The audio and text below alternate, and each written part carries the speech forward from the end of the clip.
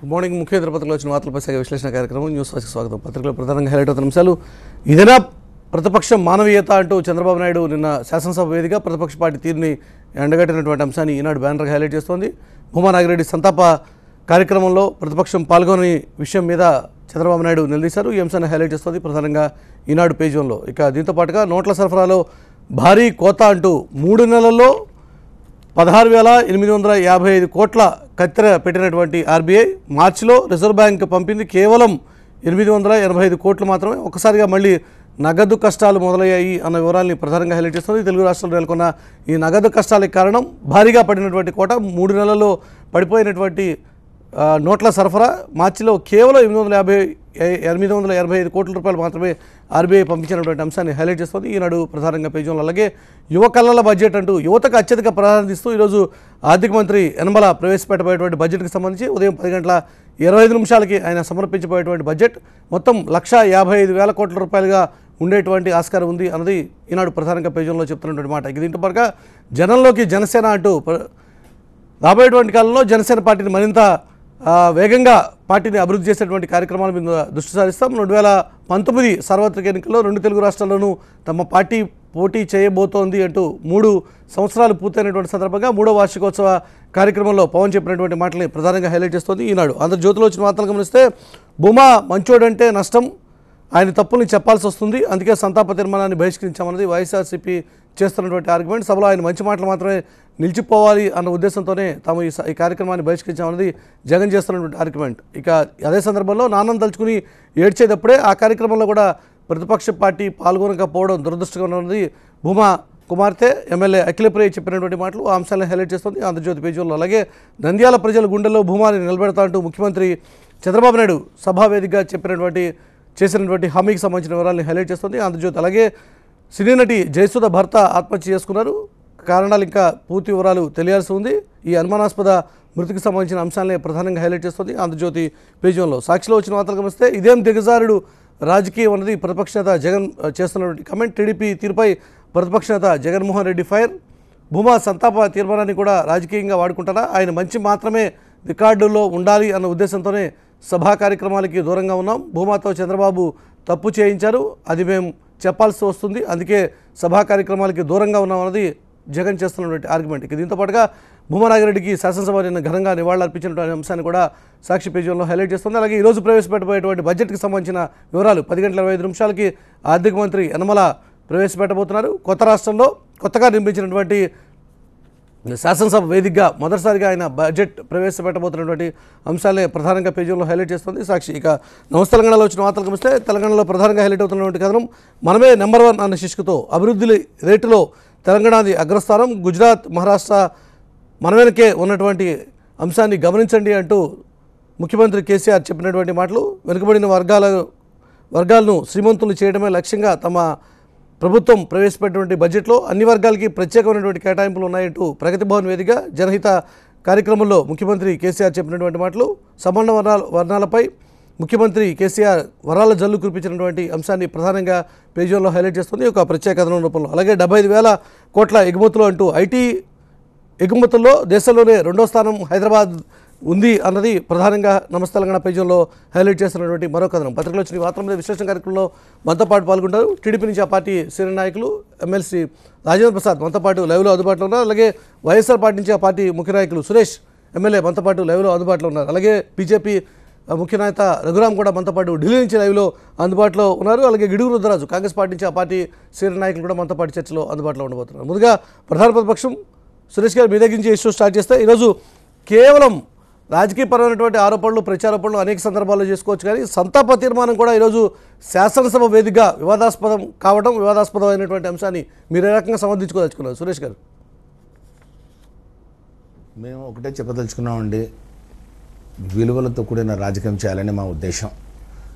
ఈరోజు భూమా నాగిరెడ్డి గారు వైఎస్ఆర్సీపీ పార్టీ నుంచి గెలిచిన విషయాన్ని అందరూ ఒకసారి గుర్తుంచుకోవాల్సిన అవసరం ఉంది. ఆయన అకాల మరణం, హఠాత్ మరణానికి సంతాపంగా మా గౌరవ అధ్యక్షురాలు అయితేనేమి, మా రాష్ట్ర వైఎస్ఆర్ కాంగ్రెస్ పార్టీ అధ్యక్షులు జగన్మోహన్ రెడ్డి గారు అయితేనేమి వెంటనే ఫోన్ ద్వారా వారికి సంతాపం తెలిసిన సంగతిని కూడా ఒకసారి నేను గుర్తు చేస్తూ ఉన్నాను. విషయాలు ఈరోజు మీరు చూసినట్లయితే సభలో మరి ఏ విధంగా పార్టీ ఫిరాయించిన ఎమ్మెల్యేలతోటి మాట్లాడించి శాసనసభ సాక్షిగా, సభాపతి సాక్షిగా మరి అధికార పక్ష నాయకులు ముఖ్యమంత్రి గారు, మరి ఎర్రగొండపాలెం శాసనసభ్యులు డేవిడ్ రాజు గారు అయితేనేమి, మరి అత్తర్ చాంద్ భాష గారు అయితేనేమి మాట్లాడించి పార్టీకి వైఎస్ఆర్ కాంగ్రెస్ పార్టీతో గెలిచి వారు ఇప్పుడు ఏ పార్టీలో ఉన్నారో మరి ఎవరైనా చెప్పగలరా? ఆ పార్టీకి వ్యతిరేకంగా మాట్లాడిస్తూ మరి రాజ్యాంగబద్ధంగా మరి ఆ శాసనసభను ఈ విధంగా చట్టాలను ఉల్లంఘించే విధంగా మాట్లాడినప్పుడు ఖచ్చితంగా ఒక వాతావరణం ఏర్పడుతుంది. ఎందుకంటే దాన్ని మేము ఖచ్చితంగా ఖండించాల్సిన అవసరం ఉంది. మేము దాన్ని రాటిఫై చేయలేం కదండి. ఈ యొక్క పార్టీ సురేష్ గారు రాజకీయ పరమైనటువంటి ఆరోపణలు, ప్రత్యారోపణలు ఉండొచ్చు. మీకు మీ ప్రత్యర్థి పార్టీ టీడీపీకి మధ్య రాజకీయ పరమైనటువంటి విభేదాలు ఉన్న సందర్భంలో ఏవైనా కావచ్చు, విమర్శలు చేసుకోవచ్చు, ప్రతి విమర్శలు చేసుకోవచ్చు. కానీ ఒక్కసారి మరణించిన తర్వాత ఇక సహజంగానే శత్రువు అయినా సరే, ఒకవేళ శత్రువు అయినా కూడా పెద్దగా దాన్ని అంత సీరియస్గా పట్టించుకోం కదా. అతను చేసినటువంటి మంచి కార్యక్రమాల గురించి మాట్లాడతాం, సైలెంట్గా ఉంటాం ఇష్టం లేకపోతే. కానీ సంతాప తీర్మానాన్ని బహిష్కరించడం అనేది అందుకే కదండి మేము సైలెంట్గా ఉండి, అందుకే మేము వారికి సంతాపం తెలిసి మేము మరి మీడియా సాక్షిగా మేము అందరం చెప్పాము. వారే కదా దాన్ని రాజకీయం చేసి, వారే మరి అఖిలప్రియ వాళ్ళ తండ్రి చనిపోయిన 48 గంటల్లోనే అసెంబ్లీకి తీసుకొచ్చి ఎవరి చేతి చెప్పించి, నేను ఎవరు ప్రోద్బలంతో లేకుండా నేను వచ్చానని చెప్పి ఎవరితో చెప్పించి పదే ఆ విధంగా రాజకీయం చేయడం ఎంతవరకు సమంజసం? ఎంతవరకు ఈ పార్టీ ఫిరాయింపు ఎమ్మెల్యేలతో మాట్లాడించడం సమంజసం? ఈ విధంగా ఖచ్చితంగా గొడవలు జరుగుతాయి. ఆయన భూమా నాగిరెడ్డి గారి ఆత్మకు ఖచ్చితంగా శోభిస్తుంది ఈ విధంగా మాట్లాడడం జరగడం వల్ల. అందుకే మేము గౌరవంగా మేము ఒక విలువలతో కూడిన మరి రాజకీయం చేస్తున్నాం కాబట్టి మేము అబ్స్టైన్డ్. మేము అక్కడి నుంచి మేము సభలోకి రాకుండా జగన్మోహన్ రెడ్డి గారు చాలా క్లియర్గా కేటగిరికల్ చెప్పడం జరిగింది. ఈ విధంగా దాన్ని వాడుకోవడం మంచి పద్ధతి కాదు. సరే, మీరు తీర్మానం ప్రవేశపెడతా ఉన్నారు, తీర్మానం ప్రవేశపెట్టుకోండి. వారికి కావాల్సిన సంతాపం ఏదైనా ఉన్నా కూడా ఖచ్చితంగా మేము చెప్పాము. వారికి ప్రగాఢ సానుభూతిని పార్టీ త్వరంగా మేము చెప్పడం జరిగింది. మీడియాలో కూడా మా ఎమ్మెల్యేలందరూ, శాసనసభ్యులందరూ ఏ విధంగా శాసనసభలో మరి శాసనసభ బయట ఏ విధంగా తెలుగుదేశం పార్టీ ఈ యొక్క మన సంతాప తీర్మానాన్ని రాజకీయంగా వాడుకుంటే రాష్ట్ర ప్రజలందరూ చూస్తారు. రాష్ట్ర ప్రజలు సురేష్ గారు మీ ఆర్గ్యుమెంట్ చెప్పారు కదా, రాజేంద్ర గారు మీరేమంటారు? సంతాప తీర్మానాన్ని సైతం రాజకీయంగా వాడుకుంటారా అన్నది ప్రతిపక్షం అడుగుతున్నటువంటి ప్రశ్న, మీరేమంటారు? రాజకీయం చేసింది వైఎస్ఆర్ పార్టీ. మామూలుగా రాజకీయాల్లో సెల్ఫ్ గోల్లు చాలా చూస్తూ ఉంటాం, కానీ ఇంత చారిత్రాత్మకమైన తప్పిదంతో కూడిన సెల్ఫ్ గోలు బహుశా ఇదే అయ్యి ఉంటుంది రాజకీయాల్లో. ఎంటైర్ అన్ని రాజకీయ పార్టీలు, అన్ని రాజకీయ నాయకుల యొక్క చరిత్రలో వైఎస్ జగన్మోహన్ రెడ్డి గారు ఎంత వ్యక్తిగత కక్షతో ఉన్నాడు అనేది నిన్న స్పష్టంగా అర్థమవుతుంది. ఆయన ఎంత ప్రెస్టేషన్లో ఉన్నారు అనేది.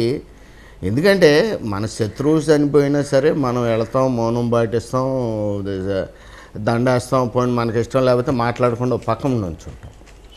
నిజంగా నిన్న భూమా నాగిరెడ్డి గారిది నిన్న మొత్తం సమాజం మొత్తం, రాష్ట్రం, పక్క రాష్ట్రాల్లో ఉన్న తెలుగు జాతి మొత్తం కూడా జగన్మోహన్ రెడ్డి గారు చేసే పనికి సిగ్గుతో తల వంచుకోవటం జరిగింది. అఖిలప్రియని మేము తీసుకొచ్చి మేము చెప్పించటం, ఇంత చీప్ టాక్టిక్స్, చీప్ ఎత్తుగాళ్ళు వాళ్ళకుంటాయి కానీ మాకు ఉండవు. చాలా స్పష్టంగా నిన్న మాట్లాడుతూ ఆవిడ చెప్పారు, నన్ను ఎవరో రమ్మనమనలేదు, నేనే నా తండ్రిని తలుసుకొని మళ్ళీ ఇక దుఃఖపడకూడదు, మమ్మల్ని నమ్ముకున్నటువంటి కార్యకర్తలను కానీ ప్రజలను కానీ ఆదుకోవాలనే ఓ దృఢ నిశ్చయంతో, కృషి నిశ్చయంతో నేను వెంటనే అసెంబ్లీకి బయలుదేరి వచ్చానని చెప్పి స్పష్టంగా చెప్పింది. మేము జగన్మోహన్ రెడ్డి గారికి ఎంత సేవ చేసాం, ఆయన పార్టీకి చేసాం, మరి మా నాన్నకి ఇచ్చే గౌరవం ఇదా అంటే మరి జవాబు చెప్పలేని పూర్తి డిఫెన్స్లో పడిపోయింది వైఎస్ఆర్. అధికార పార్టీగా మీ ఆర్గ్యుమెంట్ అదైతే ప్రతిపక్షం చెప్తున్నటువంటి మాట, ఈరోజు భూమా చేసినటువంటి మంచి పనులు మాత్రమే రికార్డులో ఉండాలి అన్న ఉద్దేశంతోనే ఈ కార్యక్రమానికి దూరంగా ఉన్నాం. భూమా పార్టీ ఫిరాయించిన విషయం, ఒక పార్టీలో గెలిచి మరో పార్టీలో చేరినటువంటి అంశం, ఇటువంటి వివాదాస్పదమైనటువంటి అంశాలు సభలో చర్చకు అనవసరం కాబట్టే దూరం అన్నది వారి ఆర్గ్యుమెంట్. ఎవళ్ళు పార్టీలు మార్చలేదండి. సరే, మీ జగన్మోహన్ రెడ్డి గారు కాంగ్రెస్ పార్టీ నుంచి వైఎస్ఆర్ పార్టీకి రాలేదా? ఆయన మరి పార్టీ మార్చినట్టు కాదా అది? ఆయన తండ్రి కాంగ్రెస్లో ఉన్నారు, మరి ఈయన కాంగ్రెస్లో ఎంపీగా గెలిచి మళ్ళీ వచ్చి వైఎస్ఆర్లోకి రాలేదా? సో తర్వాత మీ రికార్డులో ఆయన చేసిన మంచి పనులే ఉండాలంటే మంచిగా చెప్పండి, చెడు గురించి మాట్లాడబాకండి. సురేష్ గారు అసలు ఇదేమి దుష్ట సంప్రదాయం అండి. ఎక్కడ ఈ దేశంలో ఈ ప్రపంచంలో ఎక్కడ కూడా ఉండదు.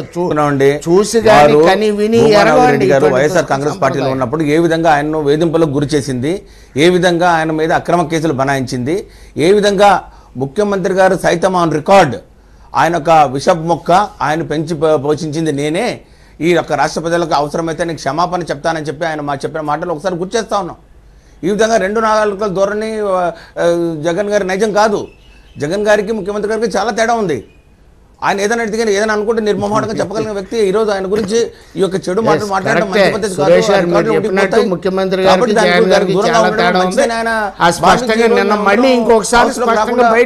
జరిగిందని చెప్పి కూడా నేను చెప్తా ఉన్నాను. జగన్ పార్టీ మారలేదా, వైఎస్ఆర్ పార్టీ రాలేదా అని రాజేంద్ర ప్రసాద్ గారి ప్రశ్న. జగన్ పార్టీ మారలేదా, ఎవరు పార్టీ మారలేదు, పార్టీలు మారడం అనేది సహజమే కదా అంటున్నారు రాజేంద్ర ప్రసాద్ గారు. పార్టీ మారినప్పుడు పార్టీ ఫిరాయింపుల మీద ఏదైనా చర్యలు తీసుకోవాల్సిన అవసరం ఉంది. సభ సాక్షిగా పార్టీ ఫిరాయింపుదారులు ఎవరైతే ఉన్నారో ఆ ఎమ్మెల్యేలతోటి ఏ పార్టీలో గెలిచారో ఆ పార్టీకి వ్యతిరేకంగా మాట్లాడుతున్నప్పుడు సభాపతి ఏ విధంగా చూస్తూ ఊరుకుంటారు చెప్పండి మీరు? అది ఈ పార్టీ ఫిరాయింపుల నిరోధక చట్టాన్ని వర్తించదా? దాని కిందకి రాదా అది?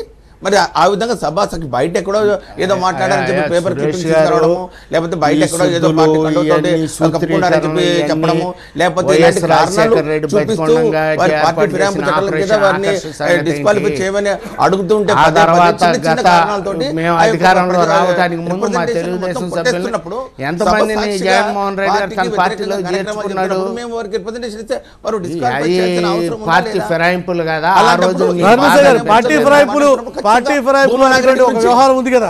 పార్టీ ఫిరాయించిన ఎమ్మెల్యేల మీద వారు రాజీనామా చేయాలి, లేదంటే సభాపతి చర్యలు తీసుకోవాలి. ఈ రెండు జరగలేదు కాబట్టే అన్నది వైఎస్ఆర్ పార్టీ ఆర్గ్యుమెంట్. ఇప్పుడు జరగలేదా, ఏం జరుగుద్ది, సభాపతి తీసుకుంటారా, లేకపోతే కోర్టుకి వెళ్తామా, లేకపోతే దాని మీద లీగల్గా ప్రొసీడ్ అవుతాం, అదంతా ఒక అంశం అండి. ఒక మనిషి, ఒక నాయకుడు చనిపోయాడు, మన తోటి శాసనసభ్యుడు నెంబర్ 1. నెంబర్ 2, గతంలో మన పార్టీలో ఉండి ఆయన పార్టీలో ఉండి ఆయనకి ఎంతో అండదండలుగా ఉండి ఆయన చేదోడు వాదోడుగా ఉండి ఎంతో సర్వీస్, ఆయన కుటుంబం మొత్తం, ఆయన కానీ ఆయన భార్య కానీ ఆయన పిల్లలు కానీ ఎంతో సర్వీస్ చేశారు. మరి ఎంత ముఖ్యమైన అంశాలు ఉన్నప్పుడు కనీసం నైతిక బాధ్యత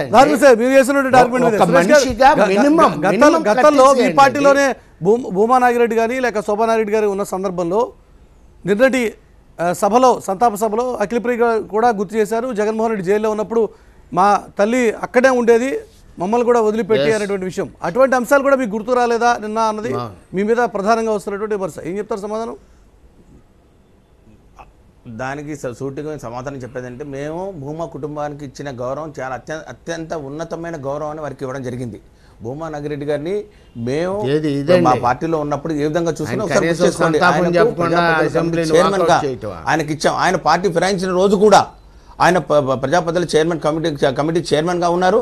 అట్లాగే మరి శోభా నాగిరెడ్డి గారు మరి చనిపోయినప్పుడు ఆ సీట్ నుంచి మరి అఖిలప్రియను గెలిపించాలని చెప్పి మేము ఏకాభిప్రాయంగా ఒకసారి గమనించారు. అప్పుడు మేము ఏకగ్రీవంగా శాసనసభ్యురాలుగా మేము చేసాం. ఈ విధంగా ప్రతిసారి ఆ కుటుంబానికి మేము ఏ విధంగా గౌరవం ఇచ్చేది ఒకసారి మరి చూడమనండి. అంతేగాని వారు ఈరోజు అధికార విపక్షాలుగా మీ ఆర్గ్యుమెంట్ అది. ఓకే సురేష్ గారు, మీ ఇద్దరు ఒక నిమిషం అయితే మీతో పార్టీలు కూడా రియాక్ట్ అవుతారు. కాంగ్రెస్ నాయకులకు మీరు ఏమంటారు విషయంలో? మీకు కూడా భూమా కుటుంబంతో పరిచయమే, వాళ్ళని కొత్తగా లేదా ఆయన రాజకీయాల్లో సుదీర్ఘ రాజకీయ ప్రస్థానం ఉన్నటువంటి వ్యక్తి అయినా ఏం చెప్తారు?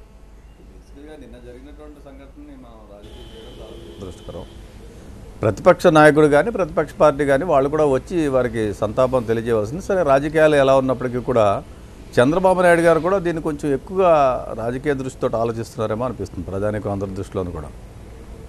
నిన్న జరిగినటువంటి ఎపిసోడ్లో తండ్రి చనిపోయి ఇంకా 24 గంటలు 2 రోజులు కూడా కాకముందే ఆవిడని తీసుకురావడం, హౌస్లో కూర్చోబెట్టించడం, ఇవన్నీ కూడా అంటే ప్రజాస్వామ్యానికి ఇదేమంత మంచి పరిపాలన నేనైతే అనుకోవటం లేదు. సో ఈ విధంగా ఇప్పుడు ఉన్నటువంటి పరిస్థితుల్లో మనం దీన్ని కూడా ఎక్కువగా డిస్కషన్ చేసి ఎలాబొరేటివ్గా దీని నుంచి రాజకీయ లబ్ధి పొందాలి, దీని ఒక కథా వస్తువు చేయాలనేటువంటిది మేమైతే కాంగ్రెస్ పార్టీగా భావించడం లేదు.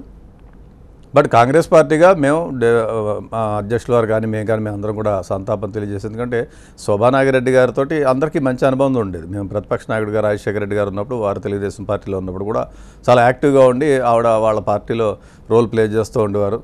ఏదేమైనప్పుడు కూడా ఇది వాళ్ళ కుటుంబానికి తీవ్రమైనటువంటి లాసు. దీన్ని మనం ఏదో ఒక కథా వస్తువు చేసి ఇటు ముఖ్యమంత్రి గారు కానీ ఇటు మంత్రులు కానీ అత్యున్నతమైనటువంటి వేదిక చట్టసభలోనే సంతాపం పెట్టేటువంటి సందర్భంలో చోటు చేసుకున్నటువంటి రాజకీయ పరిణామాలు ఇదేవి బయట ఎవరు పడితే వాళ్ళు మాట్లాడినటువంటి వ్యవహారం కాదు. ఒక సభలో అత్యున్నతమైనటువంటి శాసనసభలోనే జరిగినటువంటి రాజకీయ వివాదం ఇది. ఇది జరగకూడదని మేము కోరుకుంటున్నాం. ఎందుకంటే ప్రతిపక్ష నాయకుడిగా జగన్మోహన్ రెడ్డి గారు కానీ వారి పార్టీ నుంచి ఎవరైనా రిప్రజెంటేటివ్స్ కానీ డెఫినెట్గా దాంట్లో ఆ జరిగినటువంటి ఏదైతే సెరమోనియల్ ఇది ఉంటుందో, సిట్టింగ్ మెంబర్స్ చనిపోయినప్పుడు న్యాచురల్గా మనం వన్ డే సంతాపం పెట్టి దాంట్లో మనం అడ్జార్న్ చేస్తూ ఉంటారు హౌస్ని టు జస్ట్ వారికి రెస్పెక్ట్గా జరిగినటువంటి సంఘటనకి దృష్టిలో పెట్టుకుని దాంట్లో పార్టిసిపేట్ చేయవలసి ఉండేది. ప్రజాస్వామ్యంలో రాజకీయాలు, పార్టీలు మారడం, పార్టీలు ఉండడం ఇవన్నీ కూడా క్వైట్ కామన్, రకరకాలుగా జరుగుతూ ఉంటాయి. బట్ ఇటువంటి సంఘటన జరిగినప్పుడు డెఫినెట్గా ఒక ట్రెడిషనల్గా అనేకమైనటువంటి సందర్భాల్లో మనం చూసాం. రాజకీయాలు ఎలా ఉన్నా కూడా ఇండివిజువల్ విలువలు ఏవైతే ఉన్నాయో వాటికి మనం డెఫినెట్గా కొంత విలువ ఇచ్చుకోవాల్సిన సాంప్రదాయాలు కానీ వీటిలన్నింటినీ మనం ట్రెడిషన్స్, ప్రాక్టీసెస్ వీటిలన్నింటినీ కాపాడుకోవాల్సినటువంటి పరిస్థితి మనకుంది. సో ఇప్పుడు ఉన్నటువంటి పరిస్థితుల్లో డెఫినెట్గా వాళ్ళు ఆ విధంగా చేసి ఉంటే బాగుండేది. బట్ వారు ఇందాక సురేష్ గారు చెప్పిన విధంగా వాళ్ళకు కూడా కొన్ని అభ్యంతరాలు డెఫినెట్గా ఉంటాయి. మనం వీటిని పక్కన పెట్టి చూసినప్పుడు వారు డిఫెక్ట్ బతుకున్నప్పుడు అభ్యంతరాలు సరిగ్గా చనిపోయిన తర్వాత రాజకీయం ఏముంది అన్నది అధికార పార్టీ ఆర్గ్యుమెంట్. మేమేం కాదంటలేదు. అసలు అధికార పార్టీ కూడా ఇంత రాజకీయం ఎందుకు చేయాలి? దీన్ని మీ మీద ప్రేమ ఉంటే అసలు ఆయన జనం అంతా అనుకునేది ఆయన చనిపోయింది ఆయనకు మంత్రి ఉన్నందుకు కదా. ఆయన డిఫెక్ట్ చేయించారు, ఆయన తీసుకొచ్చారు. ఒక సందర్భంలో 4 రోజుల క్రితం ఆయన స్టేట్మెంట్ ఇచ్చారు. నాకు తెలుసున్న ఫ్రెండ్ దగ్గర ఒకసారి ఆయన ఆఫ్ ది రికార్డ్ మాట్లాడుతూ యాంటీ డిఫెక్షన్ లా అనేటువంటిది డెఫినెట్గా ఇంప్లిమెంట్ చేయాలి, అటువంటిది ఉండుంటే నేను మారి ఉండేవాడిని కాదు, నేను మారి ఉండకపోతే నాకు ఈ ఫ్రస్ట్రేషన్ ఉండేది కాదు అన్నారు. ఇవన్నీ వస్తాయి అనవసరంగా. దీన్ని మనం ఎక్కువగా ప్రొలాంగ్ చేసి దీని మీదే డిస్కషన్ పెట్టేటువంటి పరిస్థితి వస్తే రెండు పార్టీలు తప్పు ఉంది. It's not good for the society. Rudraraj గారు ఒక నిమిషం అయితే రఘురామ్ గారు కూడా మాట్లాడతారు. రఘురామ్ గారు మీరేమంటారు ఈ వివాదం మీద? అత్యుత్తమైనటువంటి సభ, ఇంత చట్టసభలో చోటు చేసుకున్నటువంటి ఈ రాజకీయ వివాదం, అది కూడా ఒక నాయకుడి మరణం మీద. సార్ అదే అంటున్నాను సార్. ఒకటి తమిళనాడు తరహా రాజకీయాలు మన ఆంధ్రప్రదేశ్లో కూడా ప్రవేశించాయి. ఎందుకంటే ఒక అధికారము, ప్రతిపక్షము, చాలా కీలకమైనటువంటి ప్రతిపక్షం కూడా రాష్ట్రంలో బాధ్యతాయుతమైనటువంటి ప్రతిపక్షంగా ఉండాల్సిన అవసరం ఉంటుంది. అలాంటిది ఒక వ్యక్తి చనిపోయిన తర్వాత, ఒక మంచి రాజకీయ నాయకుడు చనిపోయిన తర్వాత ఆయన మీద ఇంత చనిపోయిన తర్వాత ఇంత రాజకీయంగా దీని మీద చర్చ జరగడము, తర్వాత దాన్ని సభలో ప్రస్తావించలేకపోవడము నిజంగానే మరి ప్రతిపక్ష నాయకులు ఆలోచించుకు ఉండాల్సింది. ఆయన ఖచ్చితంగా వచ్చి సంతాప తీర్మానము 2 ముక్కలే మాట్లాడన్నా సరే వెళ్ళుంటే ఆయన ఆత్మశాంతి చేకూరు ఉండేదేమో. ఎప్పుడైతే రాజకీయాన్ని ముడిపెట్టి దాన్ని చూడడం వచ్చామో దాంతో ప్రాబ్లం వచ్చింది. ఇది వాళ్ళ సమాధానము ఎవరు ఏం చెప్పుకున్నా కానీ ఇది మంచి సాంప్రదాయం కాదు అనేది ప్రజలందరూ కూడా ఇవాళ చూస్తున్నటువంటి విషయము. ఖచ్చితంగా దీని మీద రాజకీయం తగదు, రాజకీయానికి అతీతంగా దీని మీద మనం మాట్లాడాల్సిన అవసరం ఉంటుంది. కాబట్టి రాజకీయమే జరుగుతుంది కదా రఘురామ్ గారు, ఎవరు ఏం చెప్పారు, రాజకీయమే జరుగుతుంది అన్నది అదే చెప్పేది, చెప్తున్నటువంటి మాట. అదే 2 పార్టీలు కూడా, ప్రతిపక్షము అధికార పక్షం కూడా, అవును ప్రతిపక్షము అధికార పక్షం కూడా దీని మీద రాజకీయానికే పోతున్నాయి. ఇది మంచి సాంప్రదాయం అయితే కాదు. ఇది ఇలాంటి సాంప్రదాయాన్ని ప్రోత్సహించాల్సిన అవసరం కూడా లేదు. నిజంగానే ప్రతిపక్షము అధికార పక్షం 2 రాజకీయం చేస్తున్నాయి అన్నది మీరు చెప్తున్నటువంటి మాట. కానీ విష్ణుకుమార్ రాజు గారు కూడా మీ పార్టీ తరఫున వారే అన్నారు నిన్న సభలో, ప్రతిపక్షం తప్పే చేస్తోంది అనేటువంటి మాట. అదే నేను అన్నా ఆల్రెడీ. నేనేమన్నానంటే ఆయన చెప్పుండాల్సింది, వచ్చి సభకి ఓ మాట చెప్పుంటే మంచిగా ఆయనకి హుందా పెరిగేది, ప్రతిపక్ష నాయకుడికి హుందాతనంగా ఉండేది అని నా అభిప్రాయం కూడా. చెప్పకపోవడంతోనే దీని మీద రాజకీయానికి సంబంధించినటువంటి మాటలు ఇవాళ వస్తున్నాయని మనం గ్రహించాల్సిన అవసరం ఉంది. నిజంగానే దురదృష్టకరం. ఇటువంటి సంతాప తీర్మానాలు సైతం రాజకీయ వివాదాస్పదం కావడం అనేది మంచి పరిణామం అంటారా? ఇష్టం ఉంటే ఎక్కువసేపు మాట్లాడచ్చు, ఇష్టం లేకపోతే మాట్లాడి కూర్చోవచ్చు కదా అన్నది ఈరోజు మిగతా పార్టీలు మాట్లాడుంటే. రఘురామ్ గారు మీరు చెప్పిన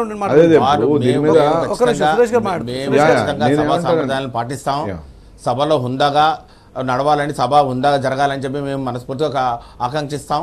కానీ వారు చేపట్టే కవింపు చర్యలు ఒకసారి గమనించాలి. అధికార పక్షం ఏ విధంగా మరి పార్టీ ఫిరాయింపుదారులు వాళ్ళతోనే మాట్లాడించడంలో ఉద్దేశం ఏంటండి?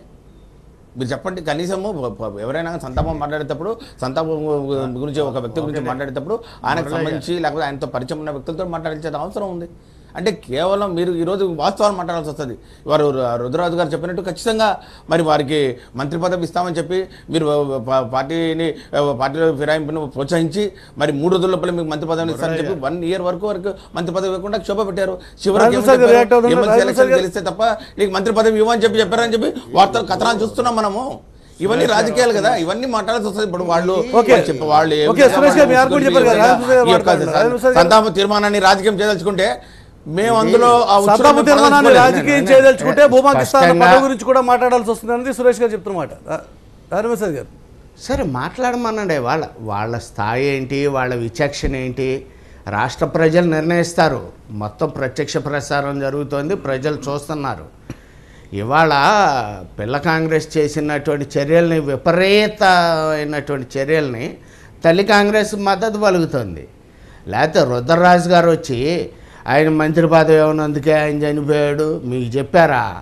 లేదా మంత్రి పదవి కావాలని చాలా మంది కాదు. మీరు దీన్ని ఎక్కువ రాజకీయం చేస్తే మొత్తం విషయాలన్నీ కూడా మాట్లాడవలసి వస్తుంది. రుద్ర గారు కాదు చెప్పండి. మీరు మేము మాట్లాడే ప్రతిదానికి సిద్ధంగా ఉంటే, మేము లైవ్ లో మాట్లాడే ప్రతిదానికి సిద్ధంగా ఉంటే ఎక్కువ రాజకీయం చేయండి. చేసిన రాజకీయం చాలు, చేసిన రాజకీయం చాలు. జరిగిన దానికి తప్పని మేము కూడా చెప్తున్నాం. జరిగిన తప్పు జగన్మోహన్ రెడ్డి గారు రావాల్సింది. వైఎస్ఆర్ కాంగ్రెస్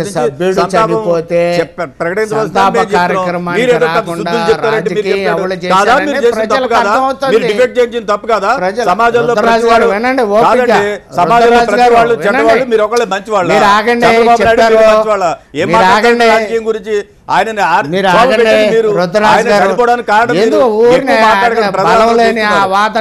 రాజకీయం చేయకండి. సంఘటన వరకు మనం మాట్లాడదాం. ఫ్లోర్ లో జరిగినటువంటి సంఘటనలో వినండి. ఫ్లోర్ లో జరిగినటువంటి సంఘటన మేము కూడా ఖండించాం. కాంగ్రెస్ పార్టీగా జగన్మోహన్ రెడ్డి గారు రావాల్సింది, వైఎస్ఆర్సీపీ లెజిస్లేటర్స్ పాల్గొనవలసిందని చెప్పాం. ఇంకా మీరు ఎక్కువ చెప్తారేంటి? పెద్ద ఏదో కాదు. ఏంటి మీరు మాట్లాడేది? ఏంటి మీరు మాట్లాడేది? మీరు నీతి గురించి చెప్తారా? దీన్ని పక్కన పెట్టండి. దీని భూమా నాగిరెడ్డి గారి సంతాపాన్ని పక్కన పెట్టండి. మీరు ప్రజాస్వామ్యం ఏంటంటే మీరు చేస్తుంది మీరు చెప్తారా?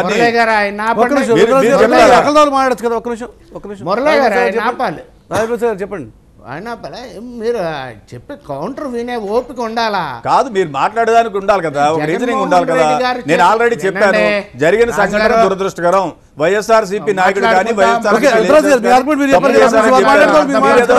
అన్ని చెప్పుకుని వస్తారండి. ప్రొలాంగ్ చేసి మీరు రాజకీయంగా బెనిఫిట్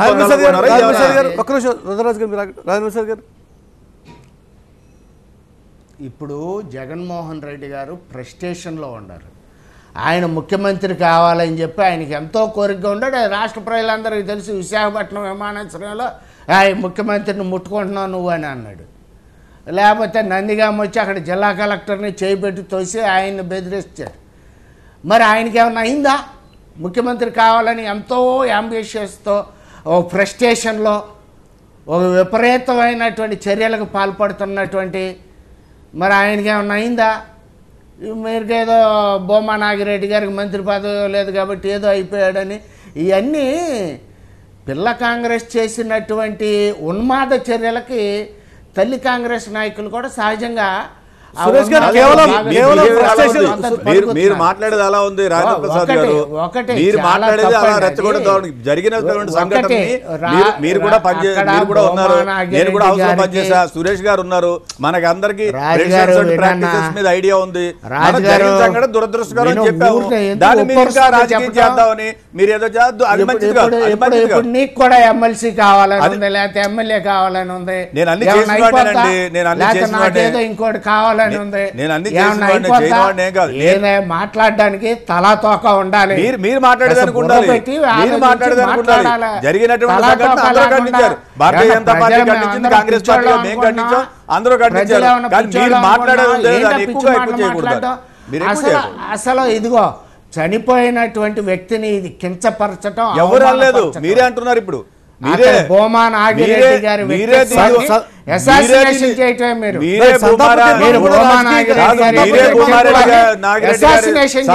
మరణాన్ని ఒక తయారు చేశారు. మీరు ఇంతకంటే రాక్షసం సంతాప ఉంటుందా? తీర్మానం సైతం ఇంతకంటే రాజకీయం నీచం కావడం ఉంటుందా? అనేది మీరే దురదృష్టకరం. అది మీరే రాజకీయ చేశారు. దయ్యాలు మీరే పీకుతున్నట్టు చేశారు. ఏందా అది? అన్ని రాజకీయ పక్షాలు శవ చెప్పినటువంటి మాట, రాజకీయాలు. సంతాప తీర్మానం సైతం రాజకీయం కావడం దురదృష్టకరం అని దాని రాజకీయంగా మేము దాన్ని వాడుకుంటున్న అందరూ అధికార ఖండించారు, పార్టీ అందరూ అంటే చెప్తారు. మీరే రాజకీయం విమర్శ. మురళి గారు. ఇటువంటి చర్చ అట్లా కాదు మురళి గారు, చెప్పండి. ఇటువంటి Next శవ subject రాజకీయాలు నడపటం, ఇటువంటి శవ రాజకీయాలు నడపటం, లేకపోతే శవాన్ని పీక్కు తినేటటువంటి రాజకీయాలు చాలా ఇది భూమా నాగిరెడ్డి గారి యొక్క వ్యక్తిత్వాన్ని హననం చేయటమే, మీరు కించపరచటమే, సురేష్ గారు. అవమానపరచటమే. సురేష్ గారు ఇది కేవలం భూమా రాజకీయం నాగిరెడ్డి అంటారా? గారిని ఈ రకంగా అవమానపరిచి మీరు ఎలా రాజకీయాలు రాజకీయ నడుపుదాం ఒక నిమిషం సురేష్ గారు అనుకుంటున్నారు? మాట్లాడతారు. సురేష్ గారు. ప్రజలకు వెళ్ళి ఎలా మొహం చూపెడతారు? రాయలసీమ ప్రజలకు ఎలా మొహం చూపెడతారు మీరు? సురేష్ గారు రాజకీయంగా ఏ అంశాలైనా తండ్రి చనిపోయిన 24 గంటల లోపే మరి ఎవరైనా కూడా ముఖ్యంగా ఆడకూతుర్లు బయటికి రారు. అలాంటి విషయాన్ని అఖిల ప్రియ గారు సమావేశాలు మొదలు పెట్టినప్పుడు కూడా రాలేదు, 2 సార్లు రాలేదు. కానీ ఈ రోజు హఠాత్తుగా చనిపోయిన 24 గంటల లోపలే మరి ఆ యొక్క దహన సంస్కారం జరిగిన 24 గంటల లోపలే హౌస్ కు తీసుకొచ్చి ఆవిడను మరి అట్లాగే మరి భూమా నాగిరెడ్డి గారి బావమర్దిని మరి ఎస్పీ మోహన్ రెడ్డి గారి పిచ్చి మాటలు మాట్లాడండి, మానండి. చూసుకోవడం ఎంత సురేష్ గారు ఇటువంటి సంతాపం కూడా దయచేసి